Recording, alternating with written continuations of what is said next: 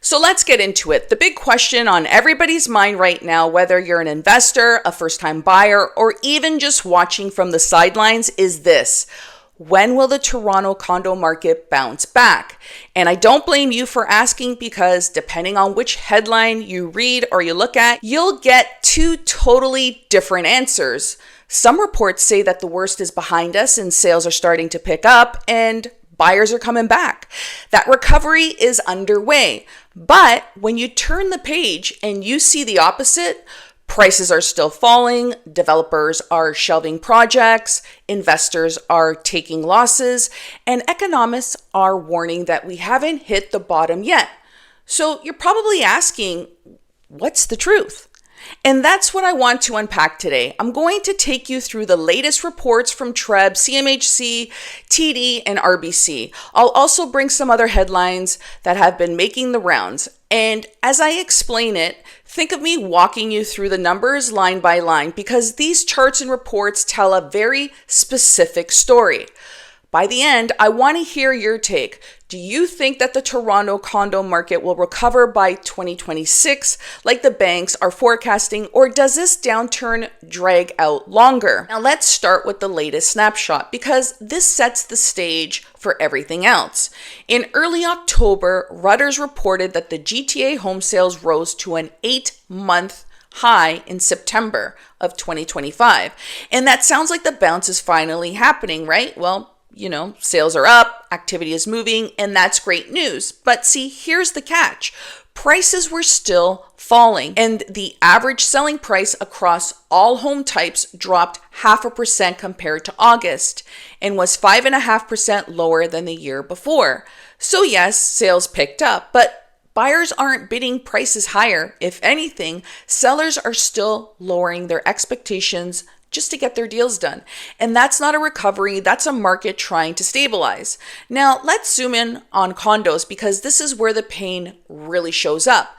TRREB's second quarter of this year, the Toronto condo market report, showed that the average condo selling price across the GTA was just over $685,000, and that's almost 6% lower than the second quarter of 2024. Inside the city of Toronto, the average was slightly higher at just over $717,000, but still down more than 6% year over year. Sales were weak too, just over 4,400 condos sold in the second quarter compared to more than 5,500 a year earlier. And that's a decline of about 21%. And then here's the kicker: active listings surged nearly 40%. So think about that combination: fewer buyers, more sellers, lower prices. And if you've studied real estate cycles before, you know what that means. That's a soft market. So let's pause for a second, because right now Toronto's condo market looks like this: prices down, sales down, listings up. Sellers are crowding the market and buyers are sitting back, and prices are slipping lower. That's our starting point. CMHC took a closer look at this earlier this year, and they didn't sugarcoat it. Their June 2025 report on condo risks highlighted 3 big points. First, they said condo sales in Toronto dropped by 75% since 2022. That's 3 out of every 4 buyers gone compared to the peak. Second, inventories more than doubled. So in other words, more units are sitting unsold both in resale and pre-construction. And third, project cancellations exploded. In Toronto, cancellations were up 5 times compared to just a couple of years earlier. In Vancouver, it was even worse, 10 times. So if you're wondering why people are nervous, it's right there. CMHC basically laid it out: weak sales, too much inventory, and canceled projects stacking up. And you can see it in the numbers. New condo sales in the GTA have basically collapsed since 2022, and developers went from moving thousands of units to selling almost none. And remember, banks won't finance a project unless 70% of the units are pre-sold. With sales this week, projects stall or get canceled. And that's why you're hearing about developers holding back, because the math just doesn't work anymore. But the stress isn't on developers, it's on the buyers too. And here's the most common story in Toronto right now. So if we go back to 2021 or 2022, people bought pre-construction condos. The sales pitch was pretty easy. Don't worry, by the time the building is ready, your unit will be worth more and rent will cover the mortgage. Fast forward to today, those condos are finishing. And here's the reality. Resale units nearby are now selling for less than what those pre-con buyers agreed to pay in their contracts.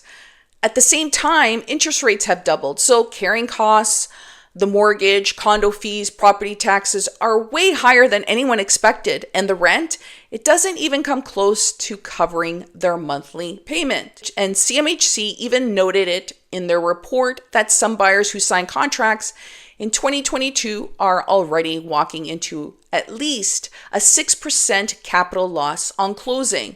And that's before even factoring in negative cash flow. And this isn't just one unlucky person. This is thousands of buyers across the GTA. And that's why we're seeing assignment listings. And that's why you're hearing about investors bleeding cash. This is happening en masse. And CMHC even... So let's recap. Condo sales collapsed, inventory surged, developers are canceling projects, and thousands of pre-con buyers from 2021 and 2022 are now closing at higher costs, lower values, and negative cash flow. And that's the reality on the ground for this year. So where do we go from here? TD Economics has one of the clearest forecasts. They expect condo prices in the GTA to fall another 10% through 2025. When you add that to the declines we're already seeing, it puts the total correction at 15 to 20% from the peak. And here's the part people don't like to hear. TD doesn't expect a sharp rebound, no V-shaped recovery, no rocket back to record highs. They see a flat period of prices hovering near the bottom, followed by a very slow grind upward. So in their view, we don't hit bottom until 2025 or early 2026, and the recovery is measured in years and not months. Now let me show you what this looks like in the data, and here's a chart of resale condo prices since 2018. You can see the peak around 2022. After that, it's been a steady decline. And notice something else? New condo prices have held up a little better than resale. That's the squeeze investors are in. They sign pre-con contracts at peak prices, but now they're competing with cheaper resale units. And that makes it hard to assign those contracts. And it makes it harder to get financing when lenders see resale comps below contract values. Now, RBC has a slightly different take. They agree the market is under stress, but their forecast says the turnaround begins when interest rates come down, likely in 2026. Their report is literally titled, "Toronto's condo market turnaround could be gradual at first." They point to pent-up demand from immigration and population growth, but they also warn that inventory is high and it will take some time to work through. So in their forecast, sales start to rise in 2026, but active listings remain elevated, which keeps prices from bouncing sharply. So in other words, recovery begins, but it will be slow. And that's why RBC calls it a gradual turnaround. Demand comes back, but supply is still heavy. So prices crawl higher, but they don't snap back. And then there's construction. Condo starts in Toronto are collapsing. Developers are holding back because they can't pre-sell enough units. And this is where CMHC says today is very different from the 1990s, because back then, builders kept pumping out new supply even as demand dried up.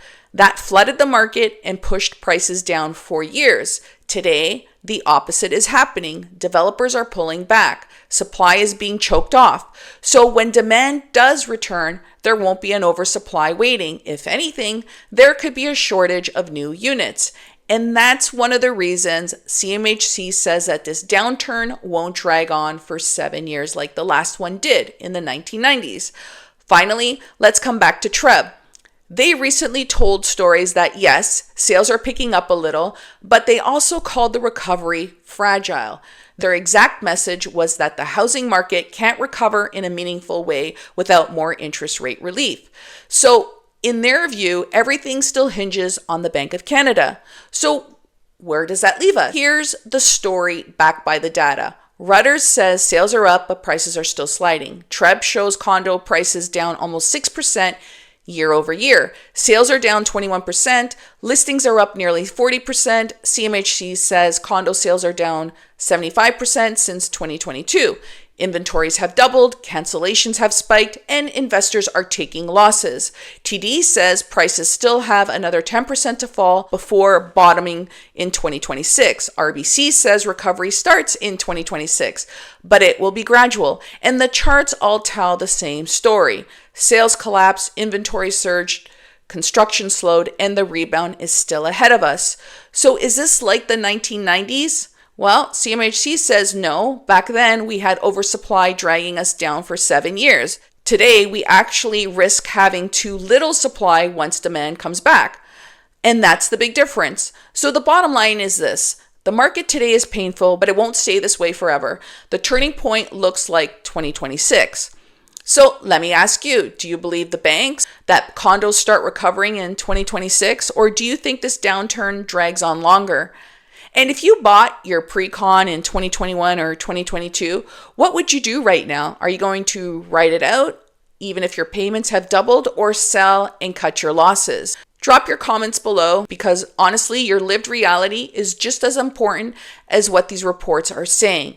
And if you want to keep following this story with me, please hit subscribe, because the market's next chapter is going to be just as important as the one we're living through right now.